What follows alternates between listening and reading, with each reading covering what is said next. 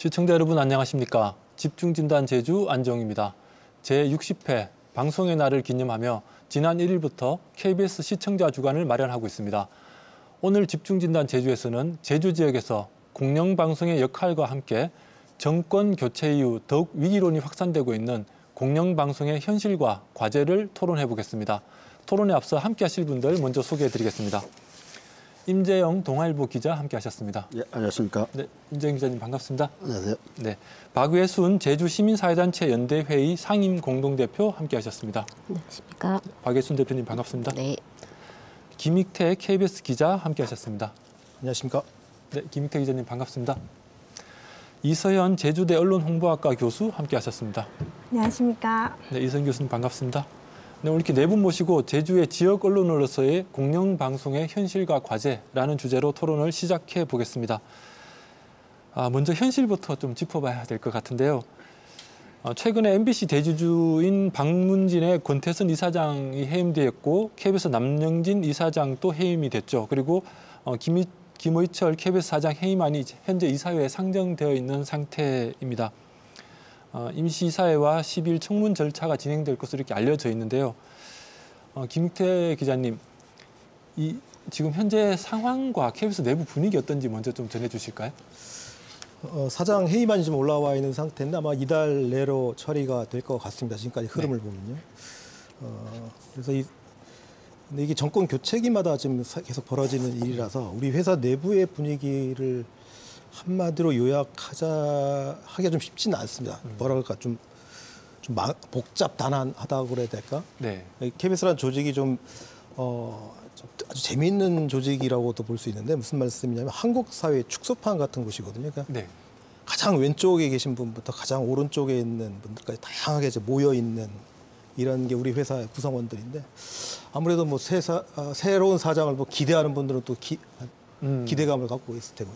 네. 또 현 사장을 뭐 지지하는 분들은 또 아주 실망하실 테고. 네. 뭐 대부분은 좀 혼돈스럽다. 음. 뭐 이런 느낌이 좀 강한 것 같고요. 아마 결정적인 건 사장 선임도 사장 선임이지만 수신료 문제가 이제 걸렸기 때문에 다들 지금 좀 민감하게 반응하고 있는 뭐 그런 상황입니다. 네, 지금 공영방송 방금 김익태 기자님 말씀하셨지만 정권이 바뀔 때마다 이건 뭐 이번 정권뿐만 아니라 늘 좀 일어나던 일들이다 해서 내부에서는 좀 혼란스러운 상황이다 이렇게 말씀을 해주셨는데요. 이런 공영방송의 상황을 좀 지켜보는 입장이 어떠신지 나머지 세 분 말씀 좀 듣고 싶은데요. 우선 우리 박외순 대표님 먼저 말씀 부탁드릴까요? 일단 과거 땡전 뉴스가 생각이 났습니다. 이건 뭐 진보 정권이든 뭐 보수 정권이든 간에 이렇게 그 방송 정상화라는 명분으로 이렇게 방송을 장악하려고 하는 어떤 그런 행태를 그대로 답습하는 게 아닌가. 윤석열 정부 들어서면서 처음부터 그 언론 환경이 한쪽으로 기울었다, 뭐 기울어진 운동장이다. 그래서 이제 방송 정상화해야 되겠다고 하면서 그 명분으로 공영방송을 흔들고 있는 걸로 보여서 매우 우려스럽고요. 사실 그 이명박 박근혜 정권 때처럼 혹시 과거로 회귀하지 않을까 뭐 그런 걱정도 굉장히 됩니다. 과거의 회귀라고 하면 어떤 걱정을 말씀하시는지? 편파 보도를 일삼든 정권의 나팔수 그 기능을 공영방송이 하지 않을까 그게 굉장히 걱정스럽고요. 공영방송이 정권의 입맛에 따라 좌지우지 되지 않도록 아마 근본적인 문제 해결을 위해서 노력을 했었어야 되는데 그 시기를 놓친 것 같아서 굉장히 아쉽습니다. 네, 임 기자님 어떻게 보십니까? 저도 언론계에 종사하는 뭐 동료이기도 하지만은 또 오늘은 시청자의 한 사람으로서 네. 이야기를 좀 하고 싶은 게 사실은 이게 국민 모두가 다 알고는 있는 부분들이 정치 권력에서 방송을 장악하려고 하는 아니면 네. 영향을 미치려고 하고 있다는 부분들이 있는데 이게 비단 아까 뭐 그 박 대표님도 이야기했지만은 뭐 이번에 드러난 것이 아니라 그전 정부 때부터 문재인 정부라든가 그전 정부도 마찬가지였던 부분들인데 이게 정권이 그런 것 같아요. 이게 네. 잡으면은 방송이라는 게 상당히 영향력이 있다 보니까 여기에 장악을 하든 영향력을 끼치든 이런 부분들이 뭐 그런 유혹을 안 느낄 수가 없는 것 같아요. 사실 영국 BBC 방송인 경우에도 뭐 공영방송이라고는 하지만은 거기도 마찬가지 정당이 바뀔 때마다 그쪽에 좌우지 되는 경우가 많다고 이야기를 하더라고요. 네. 거기는 뭐 거기 나름대로 또 관행이 있는 것 같기는 한데 그러니까 이런 부분들이 어쨌든 간에 지배구조상 KBS 사장을 임명하고 방통위원회를 선임하고 하는 부분들이 대통령과 정부 여당이 좌지우지를 하고 있다 보니까 그런 이게 지배 구조상 이런 게 계속 정권이 바뀔 때마다 되풀이될 수밖에 없다. 근데 이런 부분들을 이제 방송 뭐 전문가든 법 전문가 분도 다 알고 계시는데 이제는 이걸 좀 많이 공론화해가지고 차제에 이런 부분이 만들어졌으니 조금 그 공론화의 작업을 거쳐가지고 제도적이든 법적이든 이런 부분들 다시 만들어져야 되지 않을까 뭐 그런 생각을 좀 갖고 있습니다. 네, 박 대표님 말씀처럼 좀 제도를 이제는 좀 다듬을 시기가 좀 지났지만 지금이라도 해야 되겠다 이런 말씀이신 것 같은데요. 이 교수님 어떻습니까? 네, 먼저 일단 방망 경영이라던가 편파 방송 그리고 지금 대국민 신뢰 하락 이런 내용들을 가지고 해임의 이유로 보고 있는데요. 과연 어떤 이제 동의 절차를 거쳐서 임명을 했음에도 불구하고 이러한 이유가 이제 절차적으로 혹은 이제 해임 사유로 적절한가라고 하는 데에서 좀 의문이 있다라고 할 수가 있을 것 같고요. 그다음에 지금은 오히려 공영방송 역할에 대해서 다시 한번 점검할 때가 되지 않았나라는 생각을 합니다. 공영방송은 국가로부터의 통제라던가 광고주로부터의 어떤 이해관계에서 벗어나서 매체로서의 공영성을 확보를 해야 된다라고 하는 가장 큰 핵심적인 목표라고 할 수가 있을 텐데요. 하지만 지금 우리나라의 공영방송을 살펴봤을 때 정권이 바뀔 때마다 어떤 정치적 편향성에 대해서 자유롭지 못한 것 또한 사실입니다.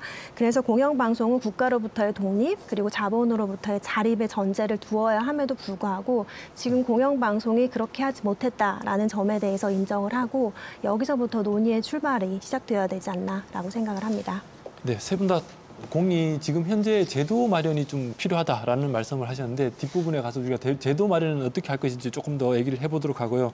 앞서 우리 김 기자님 말씀하신 수신료로 운영되는 것이 KBS인데 현재 가장 아마 KBS 구성원분들이 힘들어하는 것이 수신료를 지금 분리징수하는 문제이지 않을까 싶은데요. 그래서 지금 재정 타격도 굉장히 KBS가 심할 것이다라는 얘기도 뭐 계속 나오고 있고 한편에선 또 현재 가처분 신청도 해둔 상태이긴 하지만 절차상으로 문제는 없는지 이런 부분들도 짚고 있는데 이런 상황에 대해서도 우선 김 기자 어떻게 우리가 이해하면 될까요? 공영방송이 제 역할을 했는가라는 질문을 던지신다면 사실 그렇게 자신 있게 100% 잘했다라고 얘기하기 구성원 입장에서 얘기하기는 좀 부담스럽긴 합니다. 네. 그러니까 제 역할을 했느냐는 문제와 그럼 공영방송이라는 제도를 운영할 필요가 있느냐 이거 다른 차원의 질문이거든요. 예. 근데 지금 질문은 이게 좀 뒤섞인 상태로 진행이 되다 보니까 좀 혼란이 있는 것 같은데요. 과거 여러분 기억하실지 모르겠는데 박근혜 정부 때 세월호 사건이 터졌을 때, 세월호 사고가 터졌을 때 해경이 필요 없다고 대안은 해경 해체였거든요. 그렇죠. 해경이 제 역할을 못했죠. 제 역할을 못하는데 그 대안이 조직 해체라는 답이 나왔거든요. 사실 이게 과연 정답이냐라고 대안이냐라고 하는 거에 대해서는 다른 분들은 이미 다들 다 같은 생각을 가지실 텐데 공영방송이 제 역할을 하지 못한다고 해서 공영방송의 기본 존재할 수 있는 가장 재정적 기반을 흔드는 게 과연 바람직하냐라고 하는 이제 그런 문제를 우리가 제기할 수밖에 없을 것 같아요. 그러니까 우리가 BBC 그러니까 이번에도 하면서 KBS를 정부 여당에서도 BBC와 같은 새로운 공영 세계적으로 자랑스러운 KBS를 BBC처럼 만들겠다라고 하시는데 그럼 가장 기본적 전제는 재정적인 안정화가 가장 중요하거든요. 그럼 제 역할을 못하기 때문에 어떤 식으로 해야 될 것인가를 논의해서 한국 사회에서 한국의 공영방송 체제를 어떤 식으로 운영해야 될 것인가라는 사회적 공론화 과정을 거친 후 그러니까 문제점에 대해서 어떤 해결책을 마련해보고 그래서 재정 문제는 이렇게 가야 된다라는 게 이제 이게 절차적인 순리거든요. 근데 이게 지금 다 앞에 생략된 채 갑자기 물어보고 대통령실에서 인터넷에 한번 띄워가지고 수신료 분리징수에서 어떻게 생각하더니 세금을 더 내는데 좋아할 국민이 어떻게 있겠습니까? 그렇죠. 만약에 그런 식의 질문이면 지금 대통령실을 없애는 거에 찬성하십니까? 라는 질문을 만약에 대통령실에서 걸었다면 아마 대한민국 국민들 상당히 많이 또 해체라니까 나올 수도 있을 거거든요. 그렇다고 해체할 수는 없지 않습니까? 그러니까 공영방송 이 체제를 자꾸 말씀드리지만 존재 이유와 현재의 그 현실의 문제를 섞어서 얘기해서는 좀 안 된다. 이런 생각이 좀 드네요. 네, 지금은 KBS의 존재 이유 자체를 부정당하고 있다. 이런 식으로 지금 해석되고 말씀이 들리는 것 같은데요. 이 교수님 어떻습니까? 지금 BBC를 예로 드셨는데 BBC 같은 경우는 재정이 어떻게 운영되고 있나요? 실제 수신료 폐지 문제는 전 세계적인 추세라고 할 수가 있습니다. 네. 왜냐하면 다들 아시다시피 지금 매체 환경이 워낙 다변화되다 보니까 공영방송의 어떤 역할에 있어서 좀 아까 말씀하신 것처럼 부정당하는 그런 경우들이 더 많아지고 있다라고 하는 것이죠. 그래서 프랑스라던가 뭐 덴마크 등 이제 유럽 국가에서는 이미 수신료를 폐지를 했고 네. 다만 공영방송의 역할의 중요성에 대해서 사회적 합의를 이루고 있기 때문에 어떻게 하면 좀 더 안정적으로 공적 재원을 마련할 수 있을 것인가에 대한 논의를 하고 있다라고 말씀을 드릴 수 있고요. BBC 말씀하셨는데 BBC도 지금 적극적으로 좀 검토를 하고 있다라고 합니다. 수신료 폐지를? 네, 그렇습니다. 네. 아까 말씀드렸던 것처럼 매체 환경이 다변화되고 있는데 특히 MZ세대들, 젊은 사람들이 이런 방송을 보지 않는 상황에서 우리가 좀 다른 어떤 역할을 할 수 있는 방안을 모색해야 된다. 그래서 안정적인 공적 재원을 마련할 필요가 있다라고 얘기를 하고 있습니다.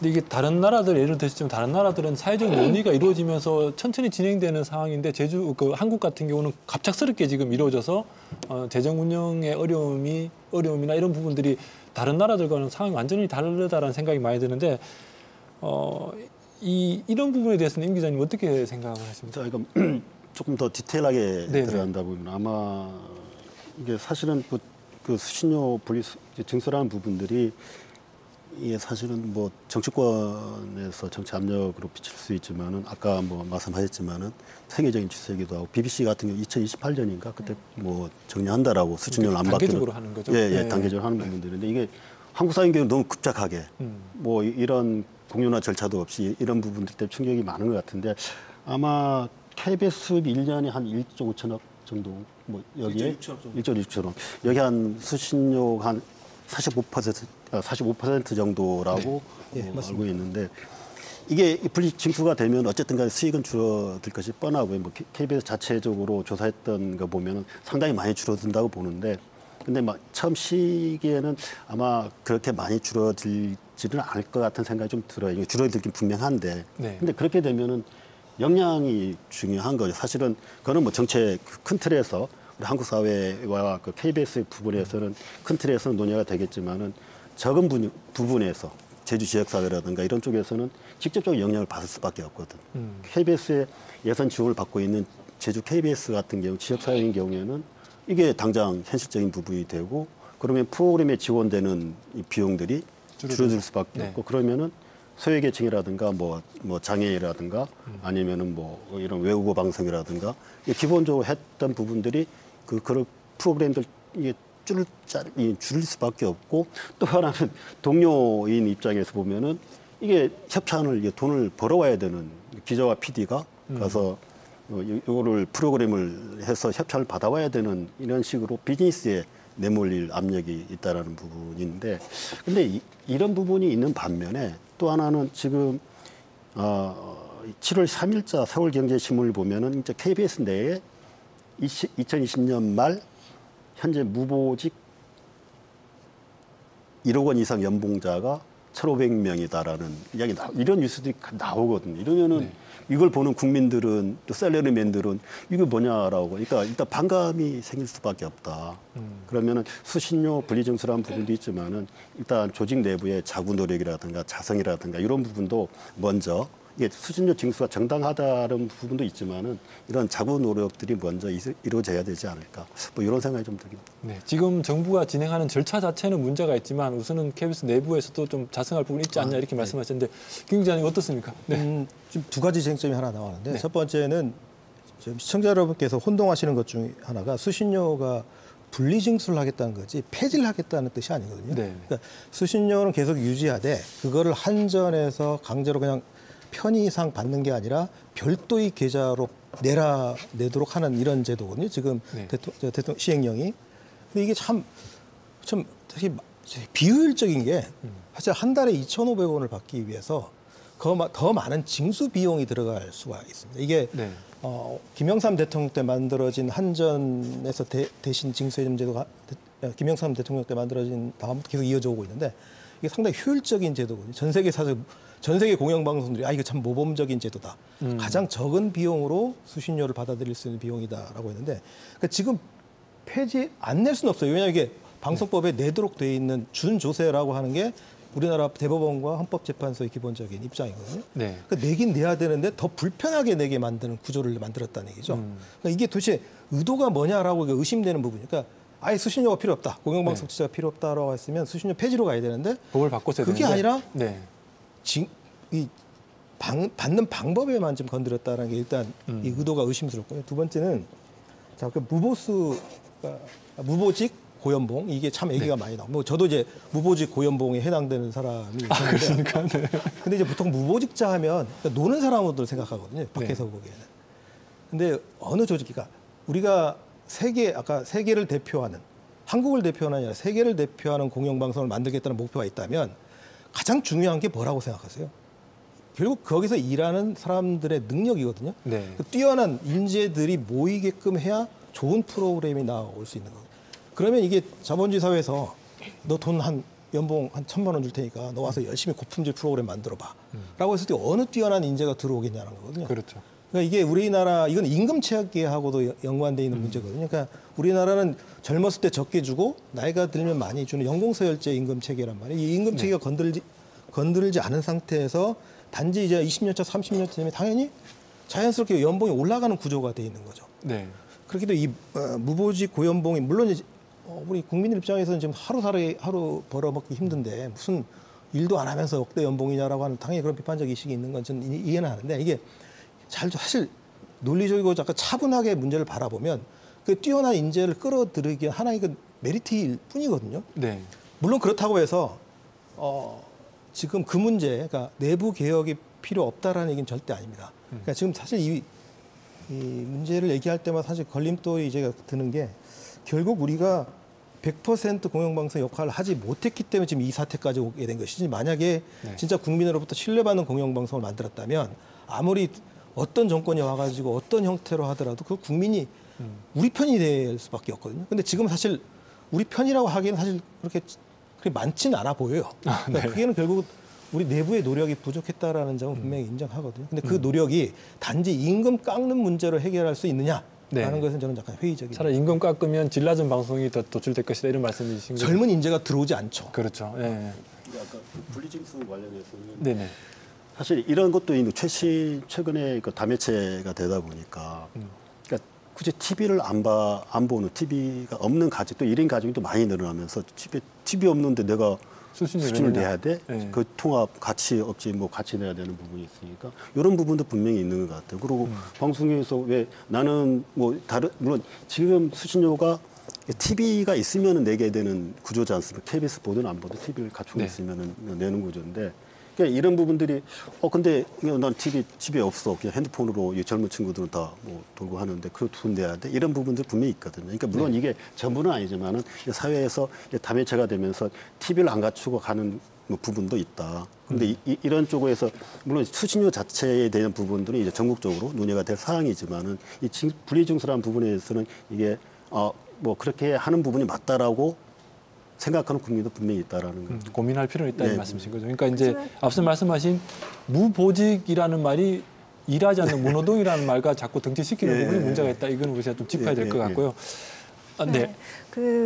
수신료 분리 징수의 문제는 그 공영방송에 대한 압박의 수단으로 사용됐다라고 하는 것이 가장 큰 문제라고 봅니다.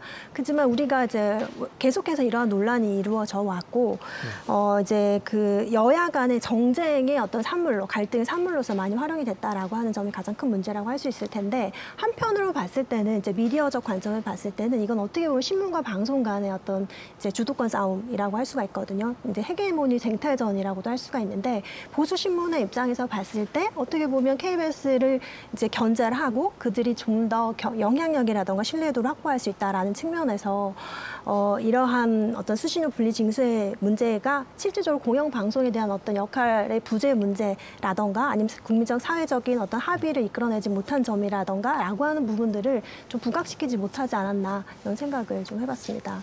네. 혹시 박 대표님 또 덧붙일 말씀 있으십니까? 네. 시청료 징수를 한전에 위탁해서 한 것은 그 93년도에 문민정부 시절에 네. 그 행정 쇄신이 그래서 혁신안으로 제안이 돼서 충분히 다양한 논의를 끝내고 사회적 합의가 돼서 통합 징수를 했단 말입니다. 근데 분리 징수 또한 저는 충분하게 논의가 돼야 된다고 생각하고요. 그것 또한 네. 사회적 합의가 돼야 된다고 생각합니다. 그래서 절차적으로 굉장히 문제가 된다고 생각이 됩니다. 네. 어쨌든 지금 공이 다 이제 공감하시는 부분은 사회적 합의라는 부분이 굉장히 지금 좀 이렇게 절차적으로 생략된 부분이 굉장히 큰 문제다. 그리고 시기적으로도 지금 너무 급하게 진행했다라는 문제들이 있는데 이 KBS에 대한 비판들 중에 앞서 말씀하신 이 김우태 기자님이 나도 무보직이다라고 말씀하셨는데 나도 무보직이다라는 데서 설명 조금 더 부탁드려도 될까요? 보직이라는 게 그러고 이제 네. 부장, 네. 국장, 총국장, 본부장 뭐 이런 형태의 보직을 그 사람은 그 조직을 관리 책임을 주라고 하는 게 보직이지. 네. 저는 지금 현장 일을 하고 있거든요. 네, 네. 즉 디지털 컨텐츠를 만들고 있고. 그러니까 그거를 그럼 야, 저 사람은 무보직이니까 일 안 하는 사람이야라고 하는 거는 전 사실 그건 정확한 실태가 파악이 안 된 상태에서 만들어진 프레임이라는 거죠. 무보직이 일을 하지 않는다는 뜻은 아니거든요. 그렇죠. 노동하지 않는 것은 아니다. 그러니까 이게 약간 악의적 프레임이다 이런 말씀이신 거죠. 예. 일을 덜 하죠. 예? 일을 덜 하죠. 덜 한다고요? 이게 아까 얘기한 우리나라 임금 체계 문제, 노동의 네, 문제니까. 그렇습니다. 그러니까 젊었을 때 나이 과도하게 들수록 올라가는 열심히 거죠. 일했는데 적게 주고 나이 들어서는 적게 일하는데 많이 주는 이런 구조거든요. 그러니까 결국 이 문제가 아까 처음 제가 시작할 때 말씀드렸는데 이 공영방송이 한국 사회 축소판이라고 말씀드렸잖아요. 그러니까, 네. 그러니까 우리가 갖고 있는 이 문제가 결국 노동의 문제, 그러니까 임금 체계의 문제하고도 같이 맞물려 있는 문제거든요. 그러니까 이런 걸 다 삭제한 채 KBS 그냥 방만 경영이야라고 손가락질하는 순간 그건 사실 이건 대안은 없는 상태에서 그냥 문제 제기만 하고 나쁜 거야라고 규정짓기한 프레임일 수밖에 없다는 거죠. 그렇죠. 결국은 이게 편가르기밖에 안 된다는 말씀이신 거죠. 그러니까 뭐 대기업 노조를 공격할 때도 말씀을 드리기도 하고요. 그러면은 아까 우리 임 기자님이 지역 방송일 경우 타격이 더 심하다 이렇게 말씀을 하셨는데 이 KBS 제주 같은 경우에도 이런 지금 수신료 분리징수 문제로 인한 재정적 타격이 어떤 이유의 문제들을 일으킬 거라고 생각하시는지 김우태 국장님 혹시 뭐 지금 짐작 가는 부분들이 있을까요? 사실 뭐 내년부터 어떤 일이 벌어질지는 사실 예측하기 그렇죠. 좀 힘들긴 한데 뭐 네. 돈이 없으면 제작을 못 하죠. 뭐 인건비도 못 주고 이제 이런 일이 벌어질 텐데. 근데 지금 아까 방송 장악이라는 키워드를 던져주셨는데 그러니까 진보 정권이든 보수 정권이든 사실 KBS 정권을 잡은 다음 KBS를 장악하려고 하는 장악해서 자기한테 유리한 환경을 만들려고 하는 시도는 다 했죠. 네. 근데 지금은 좀 다른 것 같아요. 지금 정권은. 제가 분석하건대 무슨 얘기냐면 장악을 해서 자기한테 유리하게 이용한다기보다는 그냥 공영방송 체제를 흔드는 게 목적이 아닌가라는 생각이 좀 들 정도로 장악 자체가 목적이 아니다라는 생각이 들거든요. 아까 얘기한 이제 다매체 환경의 변화라는 걸 이제 논리로 내세워가지고 공영방송이라고 하는 게 주인이 없는 회사지 않습니까? 다시 얘기하면 네. 그러니까 주인이 없는 회사가 비극적이야. 아까처럼 무보직 고연봉이 있다. 노는 사람들이 그냥 1억씩 받는다라고 하는 프레임을 만들어서 이게 결국 여기는 일종의 우리 많이 듣던 얘기죠. 커먼즈의 비극이라고 하는 그러니까 공유지의 네. 비극이 나타나는 형태로 공영방송이 지금 현재 운영이 되고 있으니 네. 이거를 국가가 개입해서 하든지 네. 아니면 사유화해서 그러니까 ETV 민영화가 그래서 나오는 논리거든요. 사유화해서 다른 민영업체에다가 방송을 넘기든지 네. 이런 형태의 공영방송의 해체를 목표로 하는 게 아닌가라는 생각이 들거든요. 그래서 네. 사실은 이게 과거처럼 보수 정권이 들어오니까 더 세게 뭐 장악을 한다라고 하는 이런 아주 단순한 논리에서 벗어나서 그걸 좀 엄밀하게 볼 필요가 있는 문제가 아닌가 싶어요. 그렇기 때문에 사실 대안을 얘기할 때 지역의 문제가 자 당장 내년부터 예산이 줄어들면 이 돈을 줄여야겠죠. 네. 그럼 어디서부터 줄이겠습니까? 가장 힘이 약한 데부터 줄이겠죠. 우리 왜냐하면 여기 조직이기 때문에 조직 내부에 권력 관계가 있거든요. 네. 가장 가장 힘 약한 부분부터 줄일 가능성이 있습니다. 그러면 어디가 제일 약하냐? 지역이 제일 약하죠. 네. 그러니까 지역부터 가장 제작비를 줄일 가능성이 높죠. 음. 근데 이렇게 가면 점점 악순환이 된다는 거예요. 그러니까 네. 공영방송이라는 시스템이 존재해야 되는 가장 큰 이유, 이게 지난해 방송법에 새로운 규정이 하나 들어갔는데 그동안 왜 이런 조항이 없냐라고 계속적인 요구에 따라 가지고 방송법에 새로운 규정이 있습니다. 공영방송이 해야 될 역할이 네. 지역방송 활성화라고 하는 게 새로운 임무로 주어졌거든요. 이런 차원에서 대안을 얘기할 때 지역의 문제를 공영방송에서 어떻게 다룰 것이냐 이게 네. 가장 중요한 화두가 될 거라고 저는 이제 생각을 합니다. 결국은 공영방송의 역할과 지역에서의 공영방송 역할 이 두 가지 논의로 결국 모아지게 되는 것 같은데요. 지금 공영방송을 와해하겠다라는 이런 지금 얘기까지도 나왔는데 뭐 사실 지금 YTN이나 이렇게 지금 뭐 매각 얘기가 계속 나오는 부분들도 있기 때문에 뭐 이후에 좀 더 다른 토론을 해봐야 될 것 같고 우선 오늘은 이 공영방송의 가치 혹은 지역에서 공영방송 역할 이런 부분들로 조금 더 포커스를 맞춰보면요. 지역에서 공영방송의 역할 우리가 좀 어떻게 봐야 될 건지 이 교수님 먼저 한번 정리 부탁드릴까요? 지역의 공영방송은 아무래도 이제 지역 주민들이 저널리즘 행위에 이렇게 직간접적으로 참여를 해야 된다. 그래서 지역의 문제들을 같이 해결할 수 있는 그런 공공 저널리즘으로서의 역할을 수행해야 된다라고 하는 게 가장 중요하다라고 보는데요. 하지만 방송사에서는 이제 지역민들의 참여를 두고 비현실적이다, 이상적이다라고 말하는 경우들이 굉장히 많습니다. 그렇지만 이제 이러한 것들에 대한 어떤 문제 제기가 아니라 실질적으로 실천에 옮길 필요가 있다라는 생각을 하고 있고요. 단순하게 이제 지역 주민들을 방송에 출연시키거나 그들의 의견을 받아들이는 것에 이제 그칠 것이 아니라 좀 더 적극적인 방법으로서의 어떤 실천 방안들이 강구를 해야 될 것이고요. 그래야 이제 지역의 다양한 이야기들이 발굴이 될 것이고, 그다음 그 속에서 좋은 아이템들이 이제 발굴이 될 것이며, 좀 더 나아가서는 지역의 어떤 시민들의 시민 주체성을 좀 더 강화시킬 수 있는데 가장 중요한 어떤 역할을 수행해야 된다라고 보고 있습니다. 그러니까 시민들이 적극적으로 참여해서 만드는 주체적 방송으로 가야 된다 이런 말씀이신 네. 거죠. 그러기 위해서는 뭐 상당히 많은 부분들이 필요할 것 같은데 현재의 이 지역 공영 방송을 어떻게 보고 계신지 임 기자님께서. 네. 근데 사실은 저도 뭐 오늘 토론회 때문에 잠시 뭐 자료를 봤는데 공영 방송에 대한 이 용어에 대한 개념 정립 자체가 사회적 합의가 안 이루어졌다고 하더라고요. 방송법 자체에도 네. 공영 방송이라는 부분은 없대요. 그래서 이 개념 자체가 있는 부분은 아니고 방송법에는 공공성과 공익성에 대한 부분들을 강조를 하죠. 근데 공영 방송에 대한 부분들의 개념은 이 학계에서도 정립이 안 됐다고 합니다. 다만 국어사전에는 제가 찾아봤는데 이윤축을 목적으로 하지 않고 공공의 이익을 도모하는 방송 또는 기관 이라고 돼 있는데 어떤 인터넷 포털 지식백과에는 공영 방송을 공공기업체나 공공기관에서 운영하는 방송, 또 다른 백과사전에는 정부와 기업이 영향을 받지 않고 독립적으로 운영하는 방송 형태. 네. 이렇게 공영 방송에 대한 개념 자체도 아직까지 네. 법적으로 뭐 이루어지지 않은 부분이라고 이야기를 하더라고요. 그래서 이런 부분들은 우리는 당연하게 공영 방송이라는 부분이 그런 것이라고 생각했지만은 이게 아직도 안 돼 있는 부분들이 이게 논의 자체가 지금 뭐 공영 방송 아까 뭐 이게 아예 해체 쪽 이야기를 말씀하셨는데 공영 방송 해체라는 부분은 지금 사회적으로 건강하지 않는 부분이라고 생각을 합니다. 우리 사회 통합적 기능에서도 분명히 공영 방송이 필요하고 사회를 리드를 하고 미래의 비전을 제시할 때는 공영 방송의 역할이 분명히 있는 거거든요. 특히 재난 방송인 경우에는 어떻습니까? 재난이 있을 때 해야 돼. 특히 요즘 같은 페이크 뉴스, 가짜 뉴스, 뭐 미국 펜타곤이 뭐 불타고, 네. 뭐 트럼프 전 대통령이 뭐 길거리에서 경찰에서 잡히고 이게 다 페이크 가짜 뉴스로 나와 있는데 이에 대한 구분을 해줄 수 있는 데가 어디?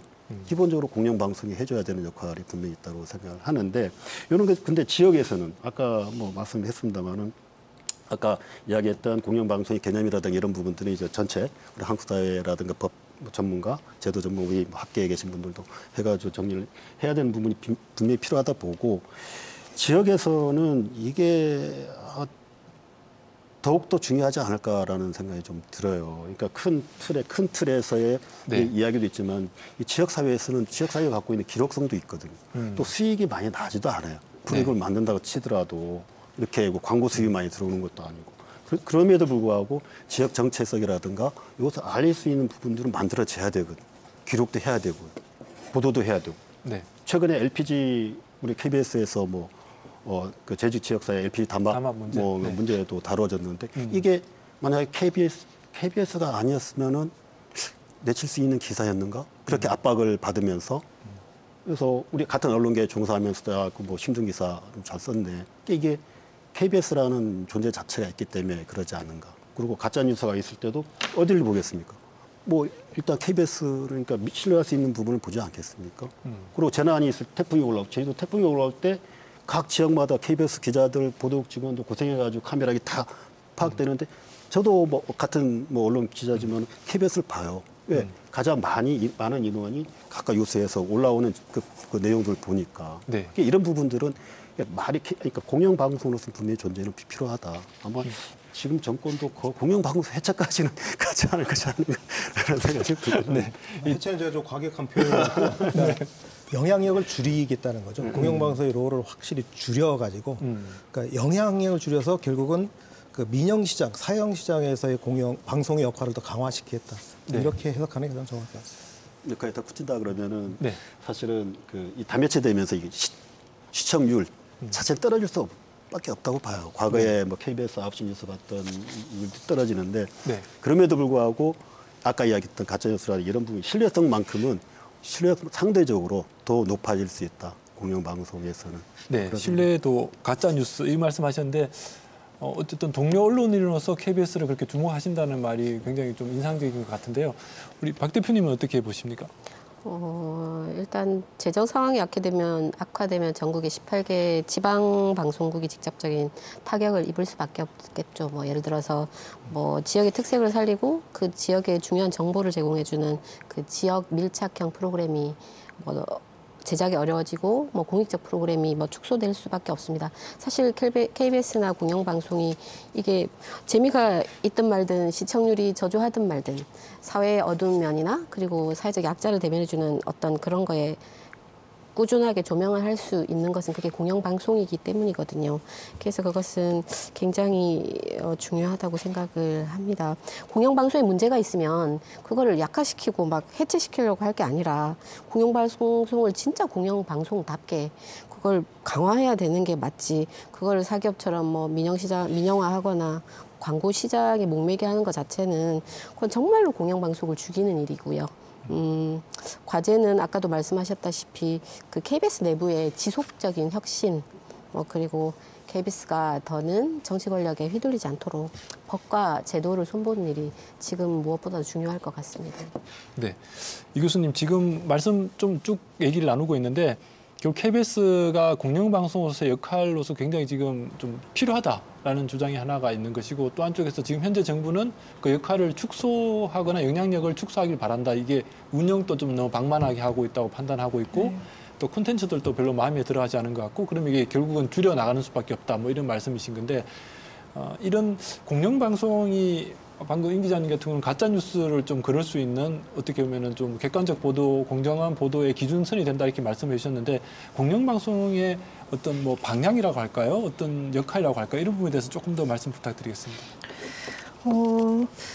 우리가 일단 아까 다른 분들께서 말씀하시기를 공영방송에 대한 개념 정의가 이제 정확히 되어 있지 않다라고 말씀을 하셨는데요. 일단 공영방송의 역사를 좀 살펴보면 이제 한정된 전파가 있기 때문에 공공 재원화해야 된다라고 하는 논의에서 출발했다는 거죠. 네. 그래서 전파 희소성이 이제 있기 때문에 공영방송이 필요하다라고 하는 어떤 전제가 이제 출발이라고 할 수가 있는데 지금은 매체가 많다 보니까 그런 어떤 기본적인 전제가 와해되어 있다는 상황이 왔다는 거죠. 그래서 그런 차원에서 공영방송으로서의 어떤 역할들을 스스로 공영성을 구현하지 못한다라고 한다면 공영방송의 어떤 존립을 더욱더 어렵게 할 것이다라는 생각을 하고 있고 아까 이제 전체적으로 정권에 대한 어떤 이제 얘기를 많이 하셨는데요. 어떻게 보면 진보나 보수를 떠나서 방송을 장악하고자 하는 그런 욕망이라고 하는 거는 정권이 갖고 있는 본능이라고 할 수 있을 것 같습니다. 다만 우리가 외부적으로만 얘기를 하고 있는데 저는 내부적인 요인 또한 우리가 주목해 봐야 된다라고 생각을 하는데요. 예를 들어서 정권이 바뀔 때마다 언론의 그러니까 정권의 줄을 서려고 하는 그런 내부적인 어떤 요인들이 있을 텐데요. 예를 들어 정권에 동조를 한다거나 정권에 조금 맞는 친정부적인 어떤 입장을 보여준다거나라고 하는 문제, 이런 문제들이 해결되지 않고서는 이러한 문제들이 공영방송에 대한 어떤 존재 의미라던가 공영방송으로서 지켜야 되는 존립의 어떤 가치, 수신료의 가치 이런 것들에 대해서 계속해서 논의가 이루어질 거라고 생각을 합니다. 그래서 저는 공영방송 스스로 이런 문제에 대해서 더 이상 얘기가 나오지 않도록 스스로 본래의 목적 달성을 잘 해야 된다라고 하는 게 가장 중요하지 않을까라고 생각을 하고 있습니다. 공영방송 본래의 목적에 충실하는 것이 지금 갈 길이다 이런 네. 말씀이신데 김 기자님 어떻습니까? 그 이익이 추구는 자본주의에서 기본적인 욕구거든요. 사실 그걸 하지 말라고 하는 건 말이 안 되는 얘기고요. 근데 모든 사회가 다 이익을 추구하게 되면 결국 비극이 나타나는 거죠. 그래서 네. 그거를 어느 정도 제어하기 위해서 우리나라 헌법에도 경제 민주화 조항이 들어간 것이고 방송 체제에서도 공영방송 체제를 유지하고 있는 거죠. 네. 그러니까 공영방송이라는 개념이 정립이 안 됐다는 얘기는 그게 전 그렇게 보거든요. 그러니까 공영방송의 주제가 한국 사회에서 별로 그렇게 흥미로운 주제가 아니에요. 그러니까 돈이 되는 주제가 아닙니다. 네네. 그러니까 학계에서 사실 학계에서 나오셨지만 공영방송을 연구로 하시는 분들은 사실 이게 별로 전망이 없는 분야거든요. 그러니까 연구가 안 될 수밖에 없어요. 네. 근데 또 지역의 문제로 들어가면 공영방송이란 그 자체도 별로 이슈가 안 되는 주제인데 공영방송의 지역방송. 그럼 더 작은 세부적인 내용 들어가죠. 네. 아무도 연구하는 사람이 사실 거의 없다시피 해요. 어. 그렇기 때문에 어떤 새로운 대안이라든지 이렇게 나오기 힘든 구조인데 자꾸 우리가 이제 KBS의 대안을 BBC라고 얘기하지 않습니까? 네. 근데 BBC가 사실 지역에 대한 고민을 상당히 많이 하거든요. 근데 재밌는 거는 그 고민이 한국 사회에 전혀 알려지지가 않아요. 네. 아까처럼 BBC가 뭐 직허장 개정해가지고 2000몇 년도에 뭐 수신료 없앤다더라. 뭐 BBC 스튜디오를 만들어서 상업화한다더라. 뭐 이런 얘기 참 많이 나오는데 네. 정작 BBC에서 지역 문제를 어떻게 고민하고 있는지 한 번도 얘기를 안 해요. 왜? 별로 인기 없는 주제이기 때문에 그런 거거든요. 네. 자, 공영방송 다음 프로그램을 만들어야 된다고 하는데 그러면 제일 먼저 떠오르는 게 공정한 프로그램 뭐 이런 얘기 많이 해요. 네. 방송법에도 그렇게 규정이 돼 있고요. 근데 공정하다. 이게 과연 참 말은 쉬운데 제작자가 자기가 불공정한 프로그램을 만들겠다고 만드는 사람은 없거든요. 제작자가. 네. 자기 다 공정하다 생각해요. 네네. 근데 그와 다른 시각을 가진 분들은 저거 불공정한 보더라고 그러고 불공정한 프로그램이라고 그러고 편파 네. 방송이라고 그러고 이 딜레마를 어떻게 풀어야 되느냐라는 문제가 있거든요. 네. 그래서 저는 그래서 지역이라는 이슈가 되게 중요하다고 말씀드린 거예요. 공정이라는 프레임은 저는 늪이라고 생각하거든요. 네. 그러니까 지금 뭐 진보 정권이든 보수 정권이든 수신료 문제 얘기할 때마다 나오는 것은 우리가 공정한 프로그램을 만들어서 국민으로부터 신뢰를 얻은 후 네. 국회의원을 설득해서 땅땅 치면 수신료가 인상되고 말한다. 이런 식의 전술이었는데 네. 지금 공정하다라는 그 전제에서부터 흔들린다는 거죠. 네네. 그럼 이 프레임을 깨기 위해서 BBC가 제작기지 이전 정책을 펴니다. 목표는 런던의 BBC가 아니라 영국의 BBC다라는 목표를 걸고 움직여요. 그러니까 KBS도 마찬가지로 서울의 KBS, 지금 서울의 KBS거든요. 네. 수신료 걷는 비중이 우리 네. 전체 1조 6천억 예산 중에 45%가 수신료 비중이거든요. 그 수신료 내에 들어가 보면 그러니까 수도권에서 걷어들인 수신료 수익과 지역의 지방에서 걷어들인 수신료 비중이 얼마나 될 것 같아요? 45대 55입니다. 근데 제작비는 어떻게 쓰느냐? 네. 95대 5였어요. 95대 5요. 95를 본사가 쓰고 5% 지역이 씁니다. 근데 그나마 우리가 저희들이 지역에서 몇 년 전부터 7시 뉴스를 지역에서 40분 동안 하면서 이게 5%가 한 9%까지 그나마 올랐어요. 그래도 9대 1이에요. 네.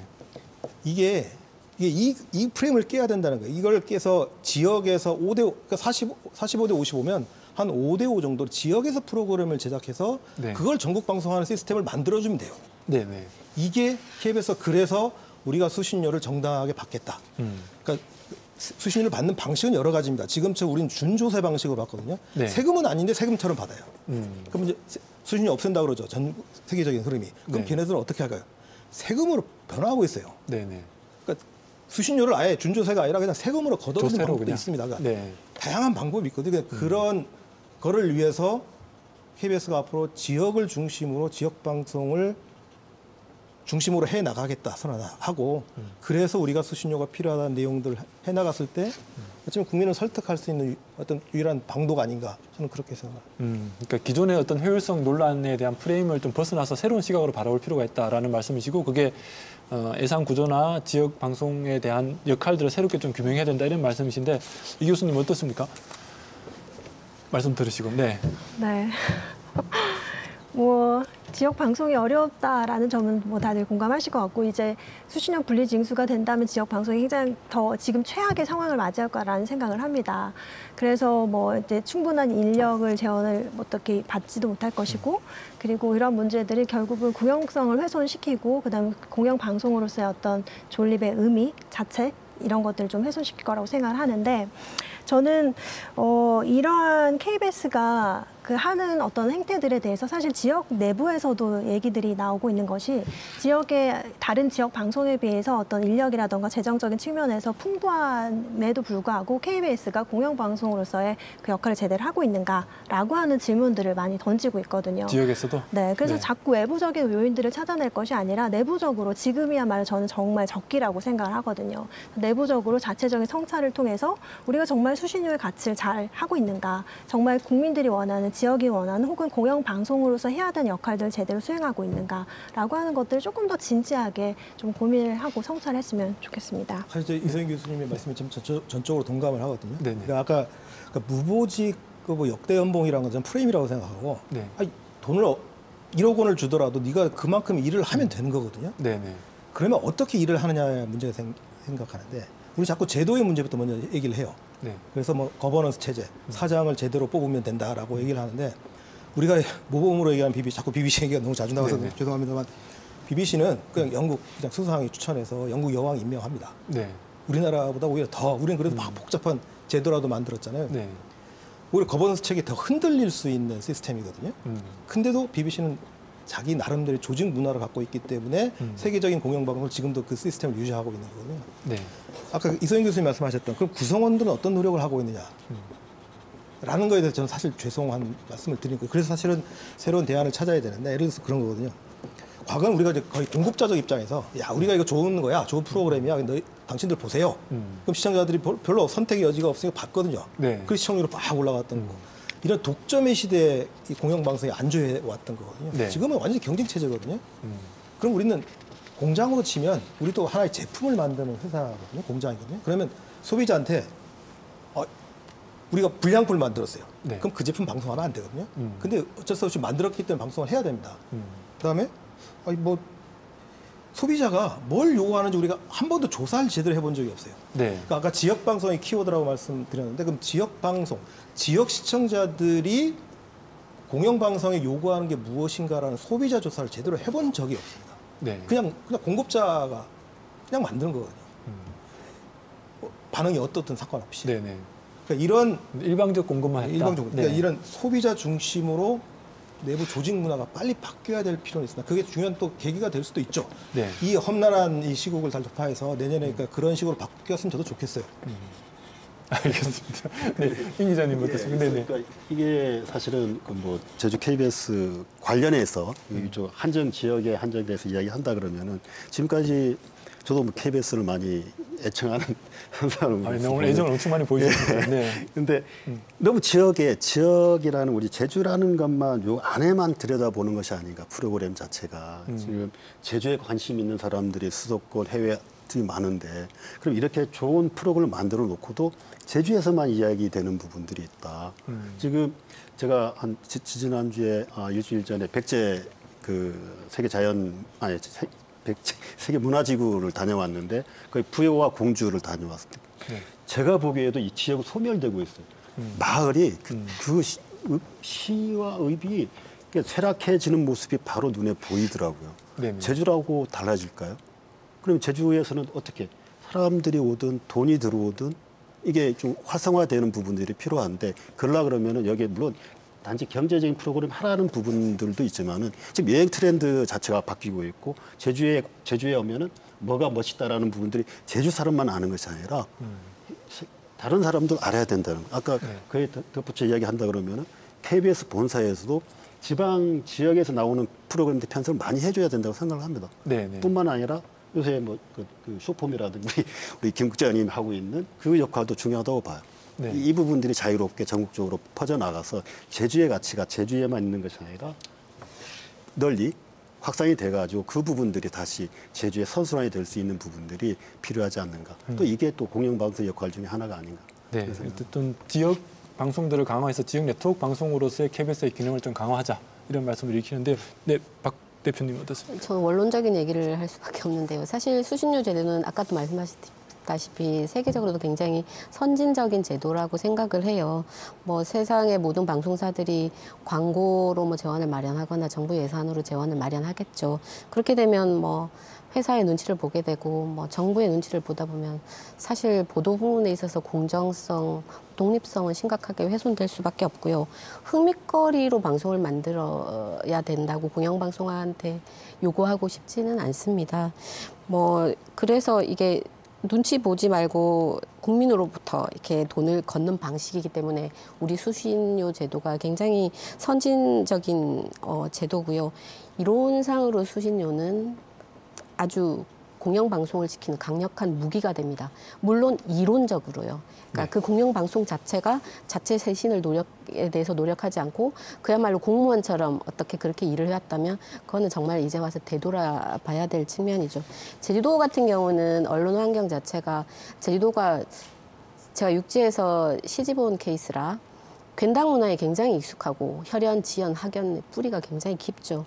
그렇다 보니까 그 자본하고 권력을 감시 견제하는 그런 역할을 사실은 공영방송이 해야 된다고 생각을 하고요. 그리고 제주도가 개발이 용이하고 규제가 완화된 국제자유 도시이지 않습니까? 여기에 있어서 사실 부패하지 않고 정말 지속 가능한 제주를 만들기 위해서는 그 감시자로서 공영방송의 역할이 아주 중요하다고 생각을 해요. 흥미거리로 따라가자면 누가 KBS 보겠습니까?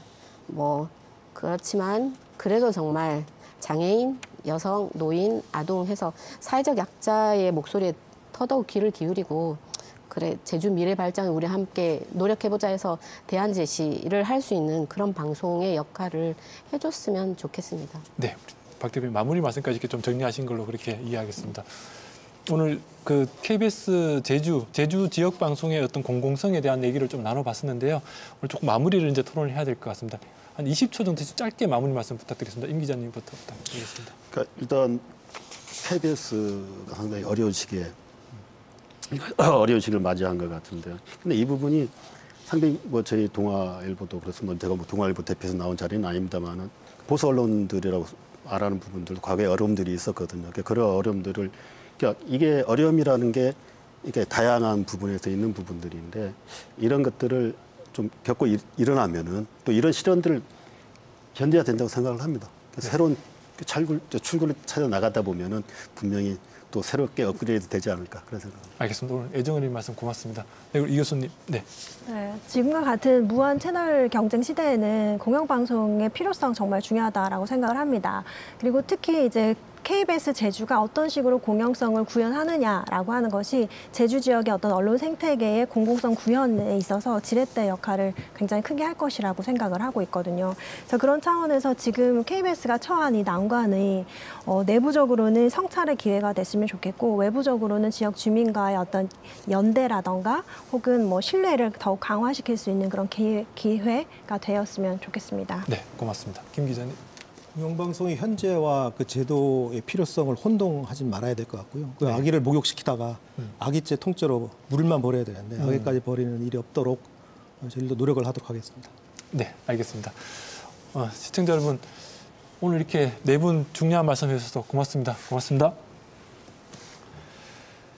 네, 시청자 여러분, 오늘 토론 어떻게 보셨습니까? 지역에서 KBS가 어떤 방송으로 역할을 해야 될지 지금 우리가 좀 더 본격적인 많은 논의가 필요한 시점이다라는 생각이 듭니다. 그리고 공영방송이 왜 필요한지에 대해서는 이미 많은 분들이 인식을 하고 있는 것 같습니다. 이 공영방송이 제대로 역할을 하기 위해서 KBS 내부에서도 논의가 되고 그리고 지역을 강화하는 방안에 대해서도 많은 논의가 일어나길 바라봅니다. 오늘 토론 이렇게 마치도록 하겠습니다. 고맙습니다.